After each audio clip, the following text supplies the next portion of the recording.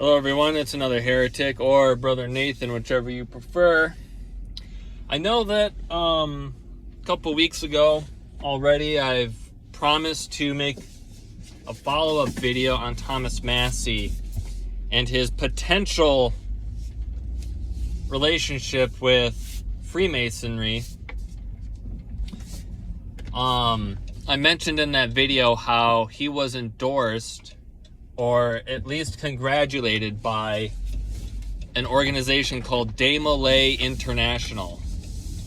And De Malay, I told you, was the last, I guess you could say, Grand Master of the Knights Templar, De Malay.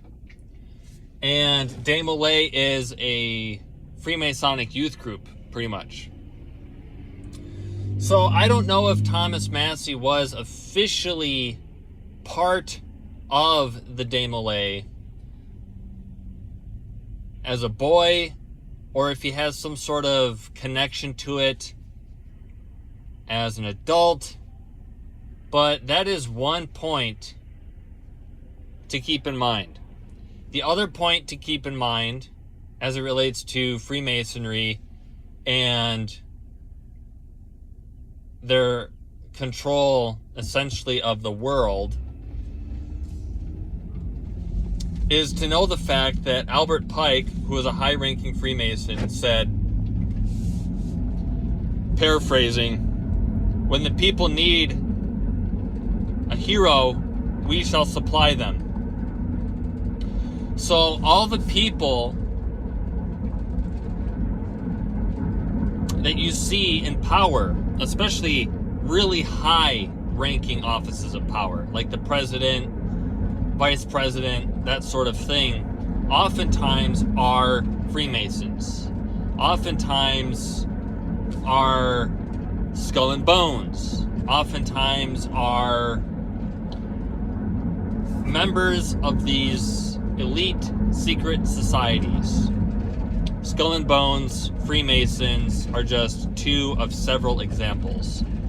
But this is a worldwide network of people who, all throughout history, have been on both sides of the issue, both sides of the war, both sides of the political infrastructure. So for here in the United States, as an example, we have the Republicans and the Democrats. And so these secret societies have their various members installed in these political parties so that they can control the process and get the outcomes that they want. So really, my hypothesis or my thesis is that Thomas Massie is one of several cogs in that wheel. That he is one of several levers that they can pull in order to control the narrative.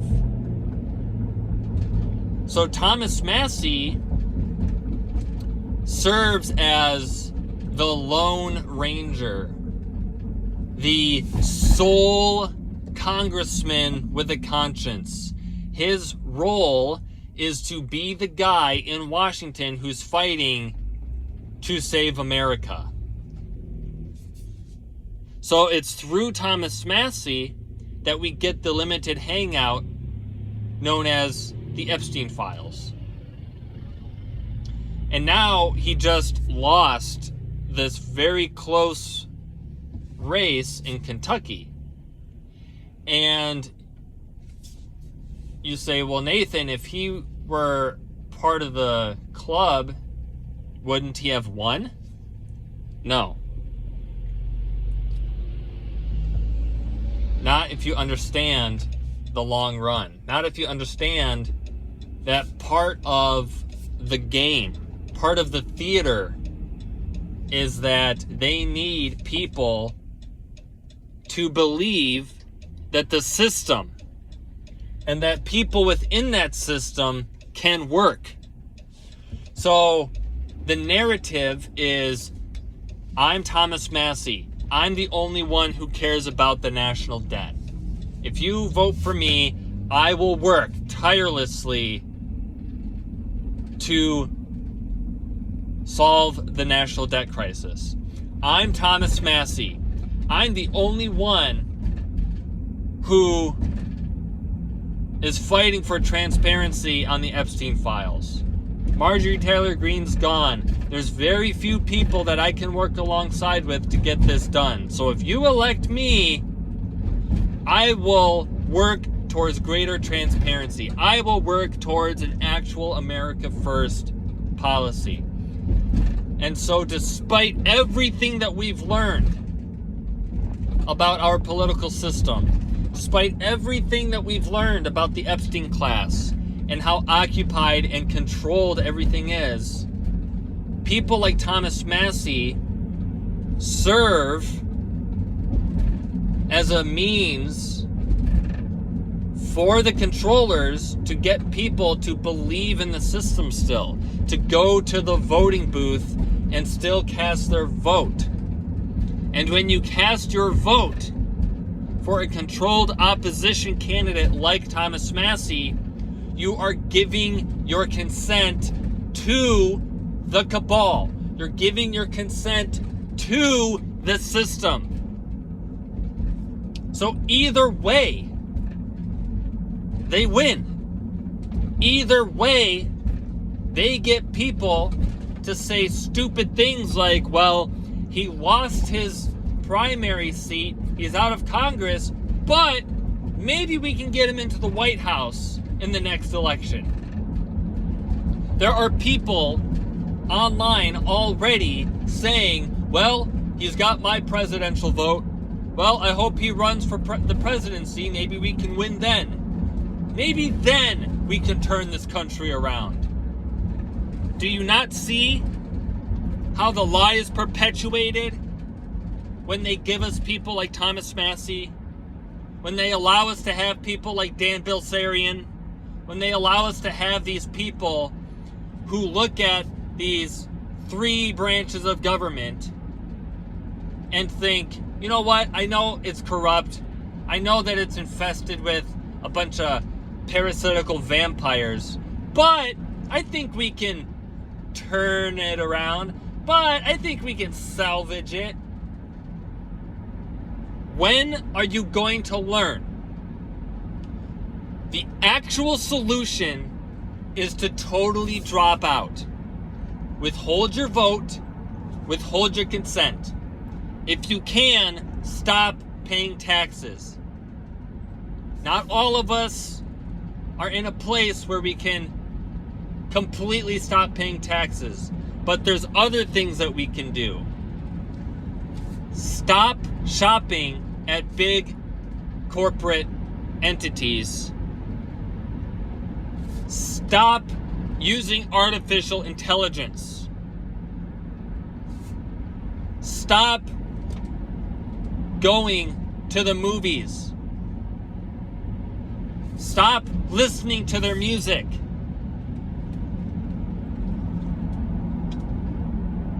There are so many things that we can do to build an alternative to their system.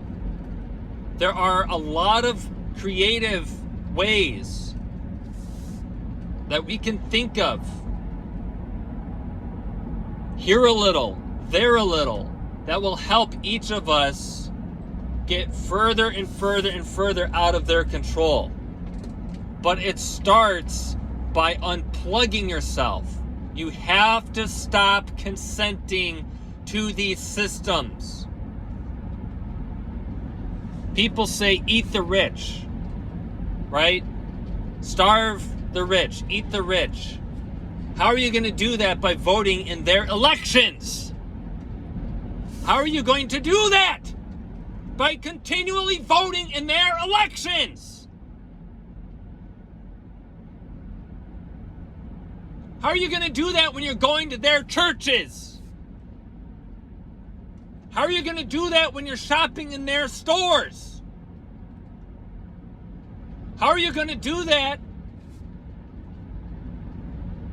when you're using their systems. We have to, as much as we can, in every way that we're able to, begin to withdraw our consent and our participation in this society. It might even require us to forego a lot of creature comforts, but it's the only way.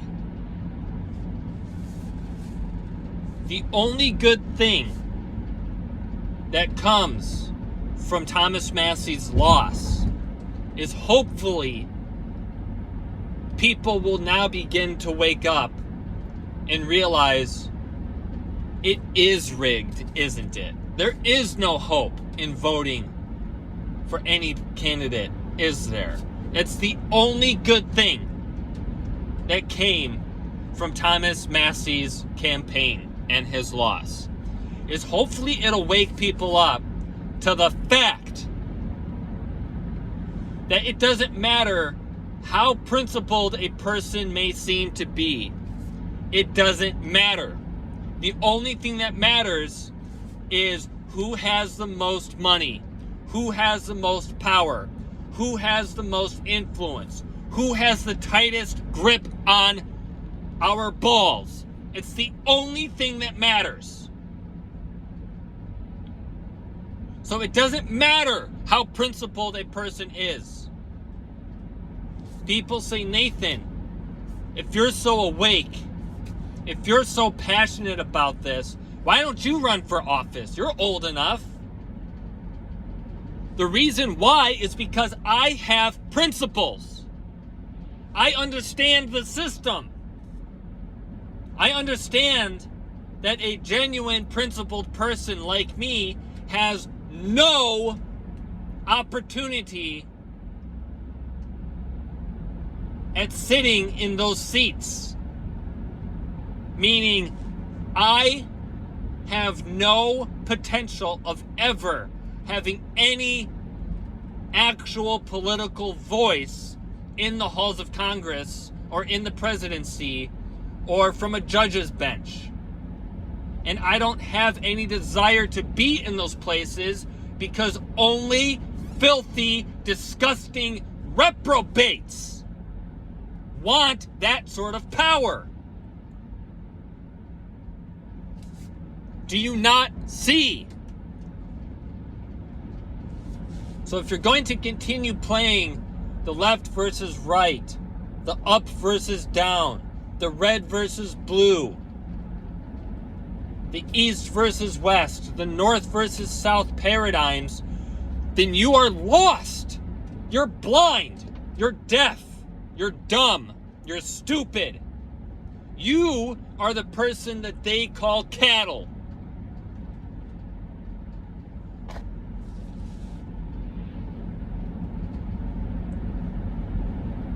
We need to collectively, even more, wake up.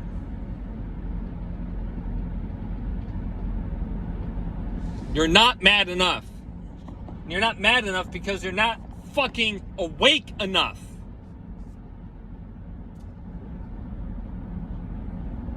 And that's really all that needs to be said. Thomas Massie, for all of his so-called principled stances, I believe, is nothing more and nothing less than a controlled opposition candidate. And he played his part well. If we know that the rest of Congress is corrupt, and that Thomas Massie is one of very few people who took AIPAC money, then what do you think a fucking minority is going to do?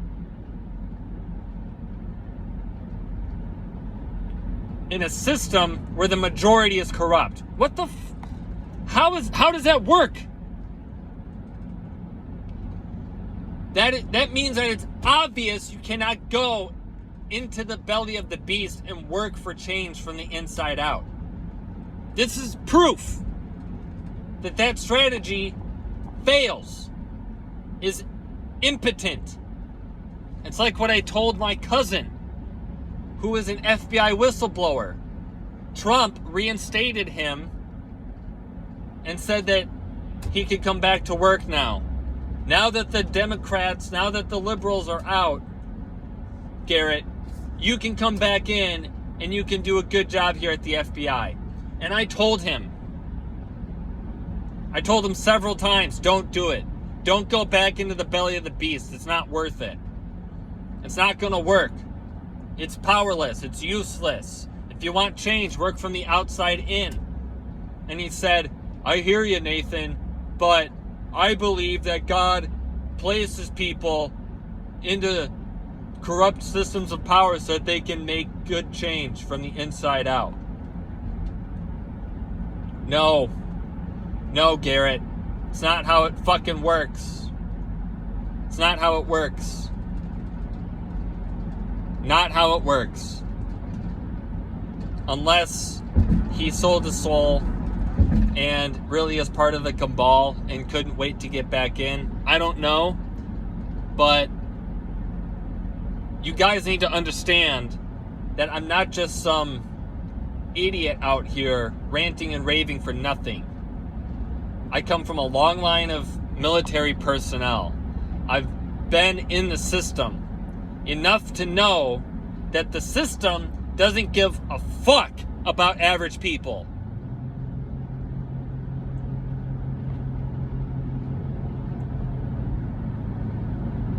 So, I hope that this was loud and clear. So, what are you going to do about it? What are you going to do about it? Going to keep voting? Going to keep voting for the cannibal pedophiles like a stupid idiot? Or are you going to actually grow a fucking brain? You need to educate yourself. You need to read more. This nation was not established on Christian principles. It was established on secret society occultism. From cradle to grave. It's occultism. Satan runs this world. God hates the United States because it's a satanic nation from its inception. You people need to wake the fuck up.